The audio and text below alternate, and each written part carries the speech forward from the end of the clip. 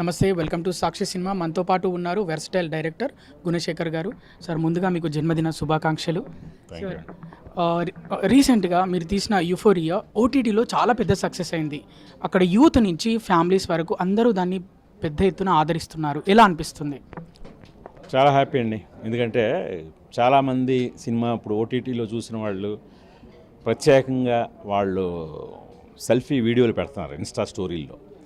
So ఈ సినిమాని థియేటర్లో మిస్ అయినందుకు మేము బాధపడుతున్నాం, సారీ గుణశేఖర్ గారు అని చెప్పి వాళ్ళు చెప్పడం అనేది చాలా పెద్ద అచీవ్మెంట్ అనిపించింది. సో ముందు మనం థియేటర్కల్ పెర్ఫార్మెన్స్ దగ్గర అంత లేదనేది ఇదైంది కూడా, ఇప్పుడు ఈ రకమైన ప్రశంసలు రావడం అనేది అది మర్చిపోయేలా చేసింది. అప్పటి వరకు ఉన్న గుణశేఖర్ వేరు, యూఫోరియా గుణశేఖర్ వేరు. ఏంటి ఆ డిఫరెన్స్? ఎలా వచ్చింది మీలో? కథ అండి. ఇప్పుడు ఈ ఒక కథను చెప్దామనే అవకాశం దక్కింది నాకు. సో అందుకని ఎప్పుడైనా సరే మనం కథనే చెప్పాలనుకున్నప్పుడు అది ఖచ్చితంగా మనం చాలా స్వేచ్ఛనిస్తుంది మనకి. అంటే సినిమాకి కొన్ని టెంప్లెట్స్ ఉంటాయి కదా, అవి ఫాలో అవ్వకుండా కథగా చెప్పే ఒక వీలు కలుగుతుంది.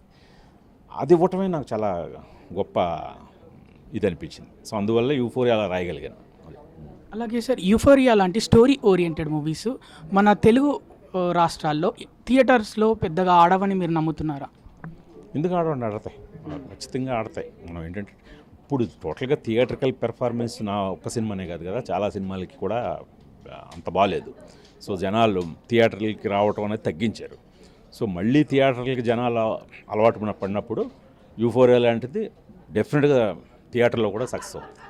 అలాగే ఒక పెద్ద మాసివ్ సక్సెస్ సార్. అప్పుడు భూమిక గారు మీ ఆ సినిమాలో అంటే చాలా మేజర్ రోల్, ఆవిడ మీద ఒక సాంగ్ కూడా తీశారు మీరు.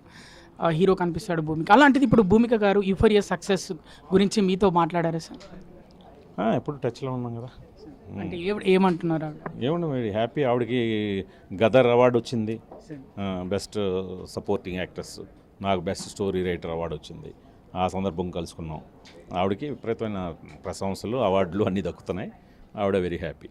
అండ్ యూఫోరియాతో మీరు చేంజ్ అయ్యారు, అంటే వేరే టైప్ ఆఫ్ మూవీ తీశారు. ఇప్పుడు ఈ బర్త్డేకి మీరు తీసుకున్న రిజల్యూషన్ ఏంటి? ఏం ప్రత్యేకంగా బర్త్డేకి రెజల్యూషన్ ఏమి ఉండదమ్మా, ఎప్పుడు ఒకే రెజల్యూషన్లో ఉంటాం. ఇప్పుడు ఇంకా బెటర్ కథలు చెప్పాలనే ఒక ఉత్సాహాన్ని యూఫోరియా ఇచ్చింది నాకు. Thank you so much sir. All the best.